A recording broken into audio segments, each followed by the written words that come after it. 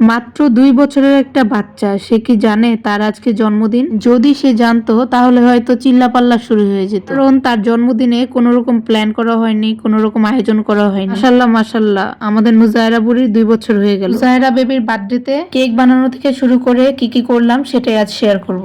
আসসালামু আলাইকুম এভরিওয়ান, আশা করি সবাই ভালো আছেন আর ভালো থাকবেন না কেন। আমি তো আপনাদের জন্য সবসময় দোয়া করি, ইনশাআল্লাহ আমার দোয়া সবসময় আপনাদের সঙ্গে আছে, ভবিষ্যতেও থাকবে। সবাই ভালো থাকলে এমনি তো দেখতে খুব ভালো লাগে। যাদের অন্তর পরিষ্কার তারা সবসময় অন্যের ভালোটা খুব ভালোভাবে নেয়, পজিটিভলি নেওয়ার চেষ্টা করে। যাই হোক, আজকে আমার নুজায়রা বুড়ির জন্মদিনের জন্য আমি রান্না করেছিলাম ফ্রাইড রাইস। প্রথমে 2টা ডিম ভেঙে তেলের মধ্যে দিয়ে স্ক্রাম্বল করে নিয়েছিলাম। তারপর এখানে দিয়ে দিয়েছিলাম পেঁয়াজগুলোকে হালকা একটু ভেজে এখানে আমি কিছু কুচি করে রাখা সবজি অ্যাড করে দিয়েছিলাম। বরবটি আর গাজর একসাথে ছোট ছোট করে কুচি করে এর মধ্যে দিয়ে দিয়েছিলাম। এখন এগুলো সবকিছু একসঙ্গে 4 থেকে 5 মিনিটের মতো একটু ভেজে নিব। তারপর এটার মধ্যে আমি রাইস গুলো দিয়ে দিব। এই পোলাও চালের রাইসটা কিন্তু আমি রাইস কুকারে রান্না করে নিয়েছিলাম। আপনারা চাইলে এভাবে রাইস কুকারে রাইস রান্না করে তারপর ফ্রাইড রাইস রান্না করতে পারবেন। আমার কাছে মনে হয় এভাবে রান্না করলে পারফেক্ট হয়, কারণ রাইস কুকারে রাইস রান্না করলে অনেক সুন্দর পারফেক্ট হয়। যারা নতুন রাঁধুনি আছেন তাদের জন্য অনেক কাজে লাগবে এই ছোট্ট টিপসটি। আচ্ছা, এই পর্যায়ে আমার রাইসটা রান্না হয়ে গেছে। আর হ্যাঁ, ওইটার মধ্যে কিন্তু আরো কিছু ইনগ্রেডিয়েন্টস অ্যাড করেছিলাম। আসলে পুরো ভিডিওটা ডিটেলসে দেখাতে গেলে আর বলতে গেলে অনেক বড় হয়ে যায় ভিডিওটা। এরপর এখানে তেল গরম করে আমি চিকেন ফ্রাই করে নিয়েছিলাম। চিকেনটাকে আমি একদিন আগে ম্যারিনেট করে ফ্রিজে রেখে দিয়েছিলাম। এতে করে মশলাটা অনেক সুন্দরভাবে ভিতরে ঢুকে এবং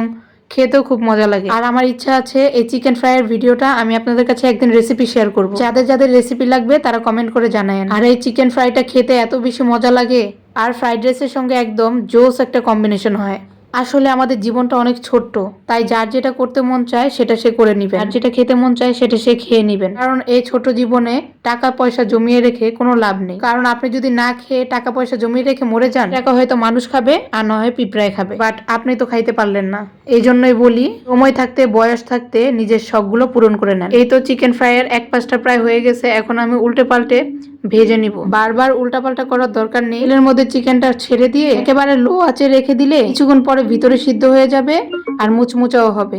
যাই হোক আপু এন্ড ভাইয়ারা, আমার ছোট্ট বুড়ি নুজায়রার বার্থডেতে কিন্তু তেমন কোনো আয়োজন করা হয়নি। জাস্ট টুকটাক রান্না করেছিলাম আর একটা কেক বানিয়েছিলাম। একদিকে ছেলের এক্সাম আর একদিকে মেয়ের বার্থডে। গত কয়েকদিন আমি একদম ডিপ্রেশনে চলে গিয়েছিলাম। একবার ভেবেছিলাম যে একেবারেই কিছু করব না, কিন্তু মেয়ের বাবা আর তার ভাই হচ্ছে মানতে নারাজ। একটু কষ্ট হয়েছে, বাট সবার আনন্দের জন্য আমি এতটুকু কষ্ট করলাম। এই তো রান্না বান্না শেষ করে সবাই খেয়ে নিচ্ছিল। এদিকে নুজায়রার ভাইয়া আর তার বাবা হচ্ছে তাকে একটা সারপ্রাইজ দিয়েছে। তারা হচ্ছে তার জন্য একটা সাইকেল কিনে এনেছে। আমার মেয়েটা এই সাইকেল গিফট পেয়ে এত বেশি খুশি হয়েছে যে সে খুব অবাক হয়ে গেছে। তাকে যে এভাবে সারপ্রাইজ দেওয়া হবে সে ভাবেই নেই। সে যখন সাইকেলটা প্রথম দেখলো সে অনেকক্ষণ তাকাইছিল। তাকে দেখেই বুঝে গেছে যে খুশিতে সে অবাক হয়ে গেছে। তো সাইকেলের প্যাকেট একদম খুলে তার ভাইয়া তাকে বসিয়ে দিয়েছে সাইকেলের উপরে।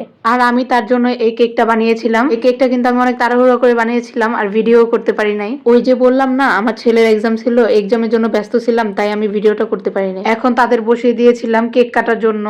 তার বাবা আমাকে সবসময় বলে তুমি গিয়ে বসে ওদের সঙ্গে কেকটা কাটো, কিন্তু না, কেন জানি তারা কেক কাটলেই আমার শান্তি লাগে, আমার কাছে ভালো লাগে। কেকটা খেতে এত বেশি মজা হয়েছিল যেটা বলার বাইরে, খুবই মজা হয়েছে। যারা কেক বানাতে পারে তাদের এই একটা সুবিধা, নিজের মনের মতো করে কেক বানিয়ে খাওয়া যায়। যাই হোক, এই ছিল আমার আজকের ভিডিও। সবাই আমাদের জন্য অনেক বেশি দোয়া করবেন। বাই বাই, আল্লাহ হাফেজ।